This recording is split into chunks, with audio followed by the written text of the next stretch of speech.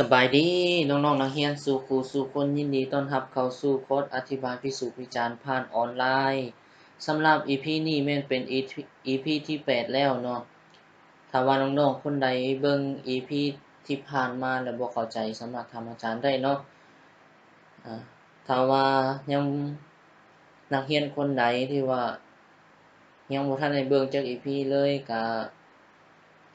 ลุกขึ้นไปเบิ่ง EP คืนใหม่เนาะเพราะว่า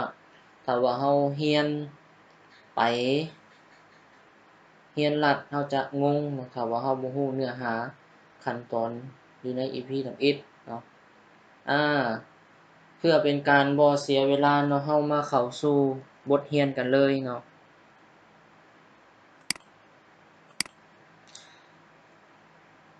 สำหรับมื้อนี้เราจะได้เรียนคำสุภาษิตที่มีชื่อว่าอยู่ให้ทำความดีหนีให้เพิ่นคิดฮอดมันมีความหมายว่าแนวใดเนาะมื้อนี้เราจะได้รู้จักความหมายแล้วก็วิธีการอธิบายพิสูจน์วิจารณ์สำหรับอยู่ในคำสุภาษิตนี้เนาะคำสุภาษิตนี้แม่นมีอยู่2บรรทัดที่ว่าให้เราพิสูจน์วิจารณ์ก็คือ1อยู่ให้ทำความดี2แม่นหนีให้เพิ่นคิดฮอดคือแนวใดเฮาไปเบิ่งข้อ1กันเลยเนาะโอเคข้อที่1แม่นการตั้งปัญหาการตั้งปัญหามันสิมีหยังแน่ขีดหน้าที่1กล่าวถึงการสร้างคุณงามความดีโดยย่อคือว่าในนั้นคือว่าการสร้างความดีคุณงามความดีโดยย่อเพราะว่าอยู่ในคำสุภาษิตนี่มันได้เว้าถึงก็คือคนเฮาเนาะถ้าว่ามีชีวิตอยู่ในประเทศใดหนึ่งหรือว่าอยู่ในโลกใบหนึ่งเฮาต้องสร้างคุณงามความดีไว้เพื่อหยังเพื่อเมื่อเฮายังมีชีวิตอยู่หรือว่าเสียชีวิตไปนี่จะเฮ็ดให้คนฮักแพงเฮาจะลึกคุณงามความดีของเฮาไว้ฉะนั้นเฮาจึงกล่าวการสร้างคุณงามความดีโดยย่อก็คือเมื่อเฮาเกิดมาอยู่ในประเทศใดหนึ่งหรือว่าเมื่อเฮาเกิดมาอยู่ในโลกมนุษย์เฮาก็ควรสร้างคุณงามความดีไว้เพื่อเป็นแบบอย่างเพื่อเป็นแนวทางเพื่อเฮ็ดให้สังคมของเฮามีความสงบสุขแบบนี้ฉะนั้นจึงสอดคล้องกับคำสุภาษิตที่ว่าเฮาเปรียบเทียบใส่กับคำสุภาษิตอยู่ให้ทำความดีหนีให้เพิ่นคิดฮอดเฮาเว้าจังซี่เนาะคือเมื่อเฮา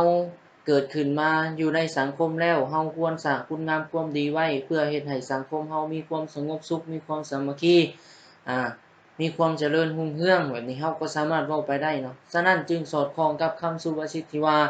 อยู่ให้ทำความดีหนีให้เพิ่นคิดฮอดเอาเขียนขึ้น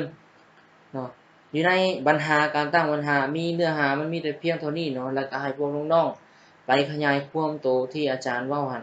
เนาะไปขยายความใส่ตัวที่อาจารย์ได้เว้ามาหั่นเนาะโอเคเฮาไปบรรหาตัวที่2เนาะสำหรับบรรหาตัวที่1แม่นหมดเพียงเท่านี้เนาะถ้าว่าบ่เข้าใจก็คอมเมนต์ถามตามหลังได้เนาะปึ๊บข้อที่2แม่นการแก้ไขปัญหาปึ๊บอยู่ให้ทำความดีคือแนวใดขีดหน้าที่1ก็คืออาจารย์ว่าแหละเนาะเมื่อเฮายังมีชีวิตอยู่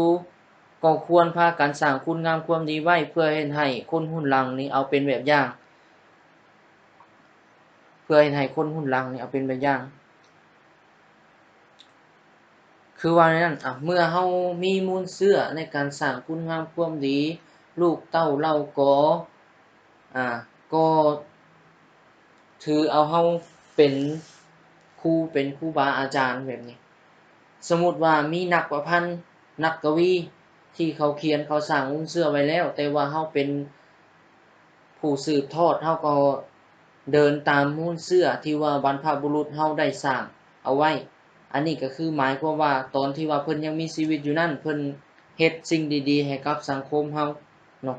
เมื่อเฮาอ่านพบอ่านพ้ออยู่ในตำราหรือว่าหนังสือต่างๆเช่นว่าวิรชนสีทองแบบนี้ท่านประธานท่านไกรสอนท ท่านสุภานุวงศ์เพิ่นอยู่เพิ่นก็สร้างคุณงามความดีปลดปล่อยประเทศชาติของเฮาออกจากพวกลาเมืองขึ้นฝรั่งอเมริกาแบบนี้หรือว่าเจ้าพางุ่มแบบนี้สามารถปกป้องให้ประเทศเฮานี่เป็นอันหนึ่งอันเดียวกันจากเป็นที่ว่าจากแบ่งพรรคแบ่งพวกเป็น3อาณาจักรมาเป็นกลายมาเป็นอันหนึ่งอันเดียวกันแบบนี้นะเนาะอันนี้แม่นการสร้างคุณงามความดีเนาะอยู่ให้ทำความดีตัวที่2ตัวที่2แม่นนี่ให้เพิ่นคิดฮอดนี่ให้เพิ่นคิดฮอดขึ้นได้นี่ถ้าไผสร้างคุณงามความดีไว้แล้วเมื่อตายจากโลกนี้ก็ยังมีคุณงามความดีจารึกไว้เช่นว่าท่านไกรสอนพรหมวิหารเฮาก็เขียนมาเนาะเฮายกตัวอย่างมาท่านไกรสอนพรหมวิหารท่านสุภานุวงศ์แบบนี้ท่านคนที่ว่าเป็นคนที่ว่าเสียเลือดเนื้อคนที่เป็นยอมเสียสละเฮ็ดความงามความดีเพื่อประเทศชาติบ่หรือว่าเพื่อสังคมบ่แบบนี้เฮาสามารถยกตัวอย่างมาได้เนาะ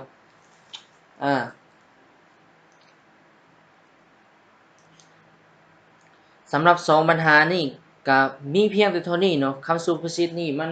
เป็นคำสุภาษิตที่สั้นแต่ว่าความหมายมันลึกซึ้งเนาะอันนี้แม่นเป็นแนวทางที่ว่าให้พวกน้องเดินตามตัวนี้ให้ไปขยายความแต่ละขีดหน้าของอาจารย์ยกมาให้เนาะเพราะว่าขีดหน้าทับอิฐนี่มันจะเป็นความหมายเป็นตัวนี้ความหมายลึกแล้วเฮายกตัวอย่างมาเนาะสำหรับการแก้ไขปัญหาก็มีแต่เพียงเท่านั้นเนาะถ้าว่าน้องๆยังบ่เข้าใจแนวทางในการอธิบายก็คอมเมนต์ถามตามหลังอีกเนาะตัวที่3เป็นสรุปปัญหาก็คือกันเนาะแสดงทัศนคติเขียนคำสุภาษิตขึ้นแบบนี้กล่าวถึงความสำคัญของการสร้างคุณงามความดีพวกน้องๆเขียนจังซี่เนาะผ่านการอธิบายพิสูจน์วิจารณ์มาข้างเทิงนั้นเห็นว่าการสร้างคุณงามความดีไว้อยู่ในสังคมเฮาเป็นสิ่งที่ดีและมีประโยชน์หลายเพราะว่าเมื่อคนเฮาสร้างคุณงามความดีแล้วสังคมเฮาก็จะมีความสงบสุขมีความเจริญรุ่งเรืองมีความสามัคคีฉะนั้นในนามที่ว่าเฮาเป็นนักเรียนนักศึกษาควรพากันสร้างคุณงามความดีรักษามูลเชื่อของพ่อแม่ครูบาอาจารย์เชื่อฟังคำครูของครูบาอาจารย์บอกสอนไว้เพื่อหรือว่าขยันหมั่นเพียรเพื่อไปเซ็งนักเรียนเก่งแบบนี้คือรุ่นเอื้อยรุ่นอ้ายแบบนี้เฮาก็เว้ามาเนาะฉะนั้นจึงสอดคล้องกับคำสุภาษิตที่ว่าอยู่ให้ทำความดีหนีให้เพิ่นคิดฮอดมันบ่ได้ยากเลยเนาะในคำสุภาษิตตัวนี้เพราะว่ามันมีอยู่2เนื้อหาที่ว่าให้เฮาอธิบายวิสุทธิวิจารณ์เนาะสำหรับคำสุภาษิตตัวนี้ก็จบเพียงเท่านี้เนาะถ้าว่าน้องๆคนใดมีปัญหาใดบ่เข้าใจในเว้นให้คอมเมนต์ถามอาจารย์หรือว่าแชทถามอาจารย์ส่วนตัวเนาะสำหรับ EP ที่8นี่ก็จบเพียงเท่านี้เนาะขอขอบใจ